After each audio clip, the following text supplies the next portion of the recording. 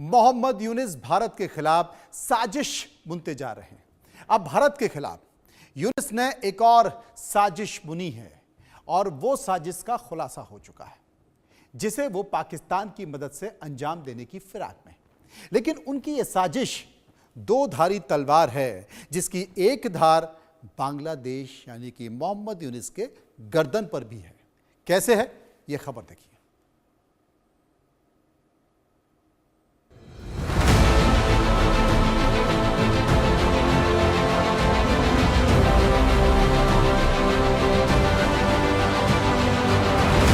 बांग्लादेश की अंतरिम सरकार के मुखिया मोहम्मद यूनुस ने कसम खा रखी है वो अपने देश को बर्बाद करके छोड़ेंगे। मोहम्मद यूनुस ने ठान लिया भारत विरोध की आग में वो अपने ही देश को आग में झोंक देंगे। मोहम्मद यूनुस एक के बाद एक ऐसे फैसले ले रहे हैं जिसका अंजाम सिर्फ और सिर्फ बांग्लादेश की तबाही है। हिंदुस्तान के खिलाफ साजिशों का जाल बुनने की जो कोशिश मोहम्मद यूनुस कर रहे हैं, उन्हें एहसास नहीं है उनका देश खुद उस जाल में फंसता जा रहा है और इस जाल से निकलना बांग्लादेश के लिए नामुमकिन होने वाला है। बांग्लादेश में शेख हसीना को हटाने के नाम पर साथ आए तमाम गुटों और राजनीतिक पार्टियों के बीच अब सत्ता को लेकर खींचतान शुरू हो गई है। बांग्लादेश की सेना के प्रमुख जनरल वकारुज्जमान इससे लेकर चेता भी चुके हैं। कुछ दिन पहले उन्होंने कहा था देश में सब ठीक नहीं चल रहा है, अगर आपस में लड़ना बंद नहीं हुआ तो देश की स्वतंत्रता और संप्रभुता खतरे में पड़ जाएगी। लेकिन मोहम्मद यूनुस को इससे भी फर्क नहीं पड़ा। इसका पता इससे चलता है यूनुस पाकिस्तान के खुफिया एजेंसी ISI के साथ मिलकर भारत के खिलाफ बड़ा जिहादी प्लान बना रहे हैं। बांग्लादेश में भारत को निशाना बनाने की कट्टरपंथी योजना का खुलासा हुआ है। इसे तैयार करने में पाकिस्तान की कुख्यात खुफिया एजेंसी ISI का हाथ है, जो 1971 में पाकिस्तान के शर्मनाक हार का बदला लेने के लिए तिलमिला रही है। इसी साल जनवरी के आखिर में पाकिस्तानी खुफिया एजेंसी के टॉप अधिकारियों ने बांग्लादेश का दौरा किया था। ISI ने पाकिस्तान के डीप स्टेट एजेंट को बांग्लादेश में सक्रिय कर दिया है। डीप स्टेट के लोगों का काम है कि वो भारत में या भारत के पड़ोसी देशों में अशांति फैलाएं ताकि भारत को नुकसान पहुंचाया जा सके, पहली बात। दूसरी बात, अमेरिका का जो बे ऑफ बंगाल है उसमें इंटरेस्ट बना हुआ है। अमेरिका ने शायद सेंट मार्टिन पे अपनी सेनाएं, इनफैक्ट सेंट मार्टिन उन्होंने मांगा था उस समय की बांग्लादेश की गवर्नमेंट से, जिसको कि बांग्लादेश की शेख हसीना की गवर्नमेंट ने मना किया और उसकी वजह से अमेरिका को बहुत परेशानी हुई और शायद वही एक बड़ा कारण रहा कि शेख हसीना को अपनी कुर्सी से हाथ धोना पड़ा। बांग्लादेश में इस वक्त उथल पुथल के हालात हैं। बांग्लादेश में BNP और जमात इस्लामी समर्थित कट्टरपंथी युवा ताकतों के बीच सत्ता के कब्जे की खुली लड़ाई शुरू हो गई है। इस दौरान मोहम्मद यूनुस के नेतृत्व में गठित अंतरिम सरकार केवल दर्शक बनकर रह गई है। मौजूदा स्थिति ऐसी है, इस्लामिस्टों के साथ मिल चुकी राजनीतिक कार्यकर्ताओं की तंगाई भीड़ के सामने पुलिस पंगु बन गई है। कट्टरपंथियों के हौसले इतने बुलंद हैं, वो सेना पर भी हमला बोल रहे हैं। पिछले महीने ही कॉक्स में एयरफोर्स के बेस पर हमला हुआ था। वायुसेना के अड्डे पर हमला बताता है देश खतरे के मुहाने पर खड़ा है। लगातार अशांति ने बांग्लादेश की अर्थव्यवस्था को भी कमजोर किया है। मुद्रास्फीति पर नियंत्रण पाने के लिए बांग्लादेश बैंक ने रेपो दर को 10% तक बढ़ा दिया है। इसके बैंक कर्ज पर ब्याज 15% तक बढ़ गया है। लेकिन यूनुस नीरो की तरह चैन की बांसुरी बजा रहे हैं। पाकिस्तान के डीप स्टेट एजेंट बांग्लादेश में जारी इसी उथल पुथल के हालात का फायदा उठाने की कोशिश में है। लेकिन यूनुस को नहीं पता ये उनके देश के लिए दोहरी तलवार साबित हो सकता है। हिंदुस्तान का तो पाकिस्तान कुछ नहीं बिगाड़ पाएगा, उनके देश में गृह युद्ध जरूर छिड़ सकता है। पूरे देश में एक बहुत बड़ा पॉपुलेशन बेस जो लोग इस प्रकार की वहां पर हरकतें कर रहे हैं और वहां के लोगों को परेशान कर रहे हैं, हमले हो रहे हैं, हमले सरकारी आवासों पर हमले हो रहे हैं, हर उस निशान को मिटाए जाने का प्रयास किया जा रहा है जो कि शेख मुजीबुर रहमान से ताल्लुक रखता है। जिस व्यक्ति ने इस देश को बनाया, जिसने देश को आजादी दिलाई, उसके हर चिन्ह को समाप्त करने का प्रयास है। तो इसके खिलाफ भी वहां पर मुझे लगता है आवाजें उठ रही हैं और ये इवेंचुअली जाकर के एक बड़े गृह युद्ध में परिवर्तित हो सकता है। बांग्लादेश की स्थिति, मैंने पहले भी कहा है कि बांग्लादेश की सिचुएशन एक प्रेशर कुकर सिचुएशन में है। सत्ता का नशा ऐसा ही होता है जिसके सिर चढ़ता है उसे सही गलत का होश नहीं रहता, लेकिन जब ये नशा उतरता है तब तक नाश कर चुका होता है। अब देखना ये है यूनुस पर चढ़ा सत्ता का नशा कब उतरता है। Bureau report, India news.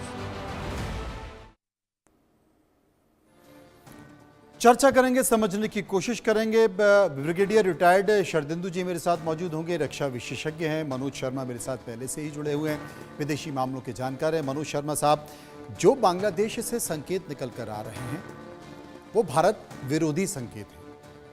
Bharat के विदेश मंत्री ने दो टूक कह दिया है कि अगर आपको भारत से संबंध रखने हैं तो आपको ये तमाम हरकतें बंद करनी होगी और ये आप तय कर लीजिए कि आपको संबंध रखने हैं या नहीं रखने। इसके अलावा जितना भी घटनाक्रम बांग्लादेश में देखा जा रहा है, यह माना जा रहा है कि उसके पीछे डीप स्टेट है और डीप स्टेट जिस तरीके से साजिश रच रहा है वो भी सबके सामने बनी हुई है।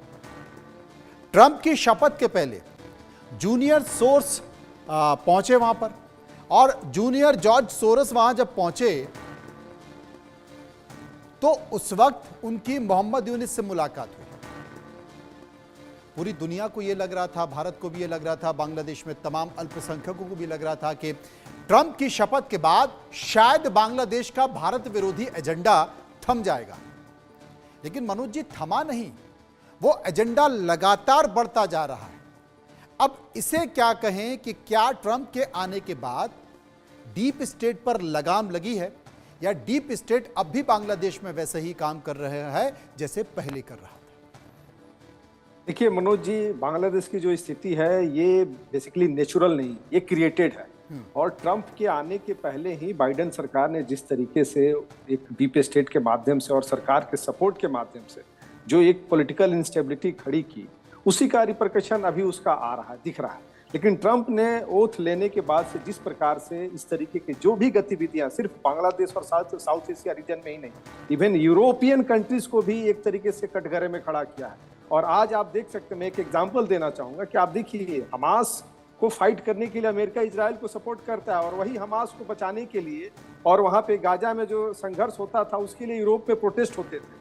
किस प्रकार से वहां पे एक तरीके से जो एक सिविल सोसाइटी के नाम पे और एक एलिटिज्म के नाम पे जिस तरीके से पूरा यूरोप ने एक, और आज अमेरिका जिस तरीके से ट्रंप उनको कटघरे में खड़ा कर रहा है, उसी का रिपरकशन है। तो मुझे लगता है कि आज विश्व का इस चीज को सब कोई मानता है कि आज अमेरिका एक विश्व में जिस तरीके से उसकी अपनी एक हेजमनी है वो आज भी व्याप्त है और उसी को ध्यान में रखते हुए पूरा वर्ल्ड का पॉलिटिकल ऑर्डर चेंज हो रहा है। उसने सिर्फ कुछ डिसीजंस लिए, अभी 1 महीना होने जा रहा है। आप देख सकते हैं पूरा यूरोप हो, अफ्रीका हो या इवन आपका इजराइल, गाजा, फिलिस्तीन हो, साउथ एशिया हो, पाकिस्तान हो, बांग्लादेश में हो, चाइना हो, सारे लोग इस चीज को समझ रहे हैं। तो ऑब्वियसली कि डीप स्टेट की जड़ें बहुत मजबूत हैं और ट्रंप के आने के बाद से उन्होंने उस पर अटैक करना शुरू कर दिया है, लेकिन अभी भी उसके प्रभाव हैं। क्योंकि देखिए, बांग्लादेश की जो स्थिति है ट्रंप के आने के बाद से जैसे ही डीप स्टेट का रोल खत्म हुआ, वहां पे चाइना का इंटरवेंशन हो गया और चाइना भी इस ताक में बैठा हुआ है। क्योंकि देखिए, एक तरफ तो भारत के साथ वो ट्रेड करना चाहता है, दूसरी तरफ पॉलिटिकल राजनीतिक कारणों से पूरे बॉर्डर एरिया में भारत के साथ वो एक ऐसा प्रॉब्लम क्रिएट करना चाहता है, कभी पाकिस्तान के माध्यम से, कभी बांग्लादेश के माध्यम से, कभी श्रीलंका के माध्यम से। तो ये उसकी एक रणनीति है।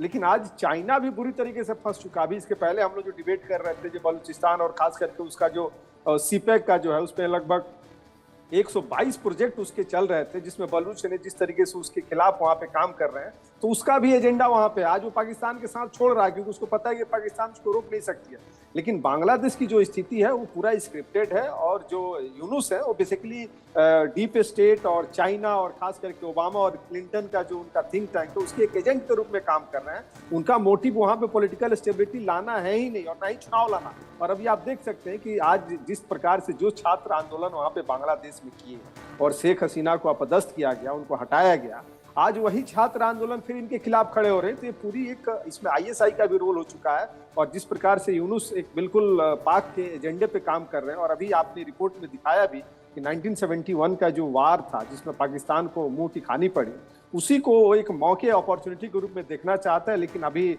जिस प्रकार से भारत के विदेश मंत्रालय ने जो प्रॉम्प्ट एक्शन जो लिया है, जो एक स्टेटमेंट दिया है, वो बहुत ही मतलब देखिए, विदेश राजनीति में बहुत सारी चीजें बोली नहीं जाती है, की जाती है। तो मुझे लगता है कि भारत उसकी तैयारी कर चुका है और ऑब्वियस है कि एक सॉवरेन स्टेट होने के नाते हम दूसरे की जो गरिमा है उसका सम्मान करते हैं, लेकिन अगर हमारे बॉर्डर एरिया में, क्योंकि आप समझ सकते हैं कि भारत लगभग 6000 प्रोडक्ट्स बांग्लादेश को सप्लाई करता है आज, वहाँ पे दवा से लेके भोजन से लेके हर चीज में, और जिस प्रकार से लगभग 4000 बॉर्डर हम उसको टच करते, भारत को टच करता है, और अगर भारत के इंटरेस्ट को अगर नुकसान पहुंचाएगा तो भारत इसमें चुप रहने वाला नहीं है। और विदेश नीति का नियम भी है कि अगर हमारे रीजनल एरिया में कहीं पे भी पॉलिटिकल इंस्टेबिलिटी आती है या फंडामेंटलिस्ट इस तरीके से क्रिएट करते हैं, वहां पे एट्रोसिटी होती है, तो हम इंटरवेन कर सकते हैं, और भारत ने इस चीज करके दिखाया है। तो मुझे लगता है कि भारत पूरी तरीके से इसमें अपनी स्थिति स्पष्ट कर दिया है, विदेश मंत्रालय स्पष्ट ने कर दिया और दिया है। संकेत भी दे दिया है। लेकिन अभी तक तो बांग्लादेश में लगातार जो संकेत निकल कर आ रहे हैं वो भारत के खिलाफ ही निकल कर आ रहे हैं। लेकिन